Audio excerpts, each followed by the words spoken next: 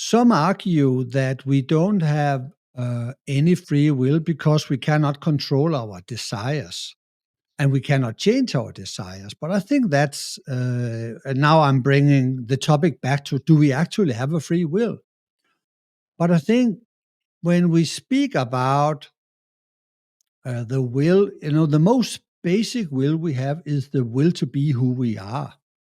Mm. We all have this powerful inner force that in some way demand us to be who we are, be an authentic Mm. person. So, and this question about authenticity, bring us into a journey of who I am. So the will always is some kind of I like to see it as some kind of a big hand that is pushing us forward and push us to bring our originality and our authenticity into the world. And the most basic will we have is the will to be and the will to life. We have a basic choice in life, and that do we want to live or not? And if we choose to live, then we also choose to have a personality with desire. We also choose to have all the consequences of being alive on planet Earth. It has Mm. consequences to say yes to life. Mm. Uh, so in that respect, we can actually choose our wants because we can choose not to live. And Mm. now we are related it to the survival instinct, to Yeah. the survival. Do we actually want to live or not? And if we don't want to live, we can kill ourselves.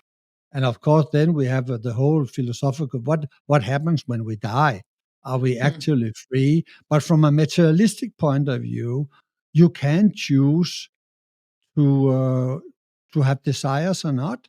Because if you choose life, you say yes to all the consequences of this choice, and that is to have thoughts, to have desires, to have to all that is embedded in human life.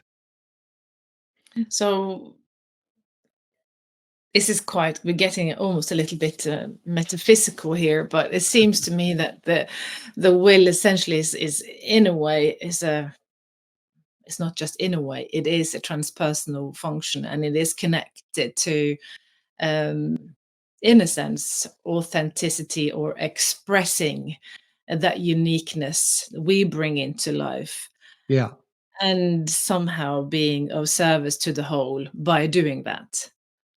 exactly. And now we come to perhaps the deepest perspective of this, and that is that there's actually only one will, the universal will, from Assagioli's point of view. This is something he describes in his book, The Act of Will, Mm. in the chapter about the universal will. There's only one universal will that expressed through all the different human beings, and we all are connected to that universal will. So we are a divine being having a human experience, and that divine being wants to express itself through humanity and through all living beings. And Mm. this is actually the will. That is why we are compelled to be who we are, because it comes from a divine Mm. level that we are here to manifest the qualities of our beingness as a service to the world. So now Mm. we have the big Mm. picture on that, and then you can. But are we then free if we are just the? Are we not just? Are we then just the plaything of this divine universal energy? But the point here is we are that in Mm. our deepest essence. Mm. We are one with the one Mm. universal will. So Mm. it Mm. actually the one universal will is actually who we are.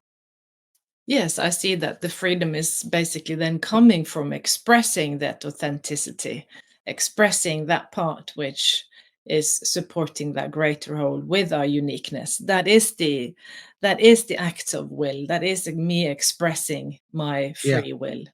yeah. Because we then are aligned with our deepest nature. mm, And this is, in our height experience, we can have that experience of becoming one with the universal, you know, just being a cosmic witness, totally unified with everything. mm, And this is the testimony of all the big mystics in life. They say there is a unity in the deepest inner background of our nature, and we express that divine nature mm, through our life here. mm. And we have to wake up to that reality. Yes. So, So, yeah, that's a very good, I think, a great, in a sense, not summary, that would be wrong, but a lovely way to end the discussion is looking at the free will is actually just us expressing that uniqueness in the yeah. service of the whole. Yeah. And then we get caught up by all the conditioning, all the influences, all the layers that it has impacted us when we incarnated and was brought up in a family and a social structure, and we have to in some way find out what is Mm, authentic, what is not so authentic, and whenever we choose something, we defined our character. And if we choose something based on conditioning that is not us, then we bring into life mm, authenticity.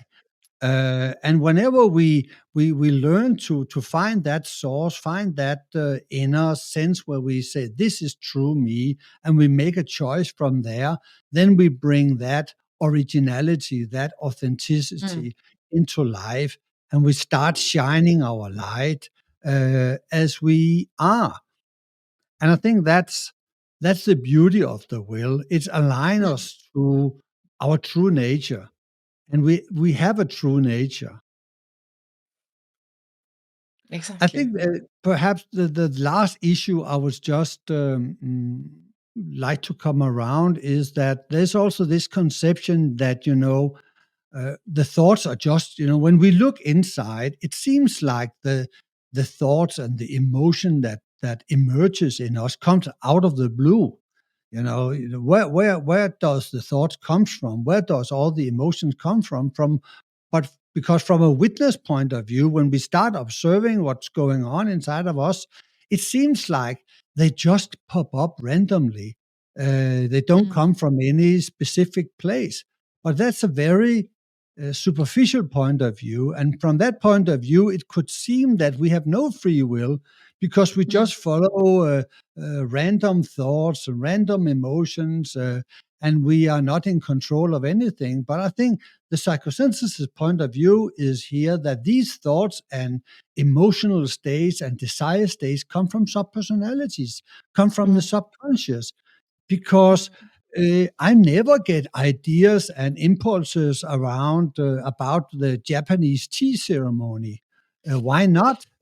Because I never think about it.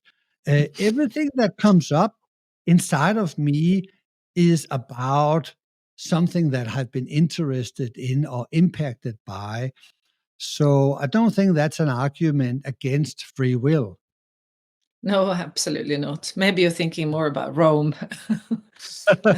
Yeah, absolutely.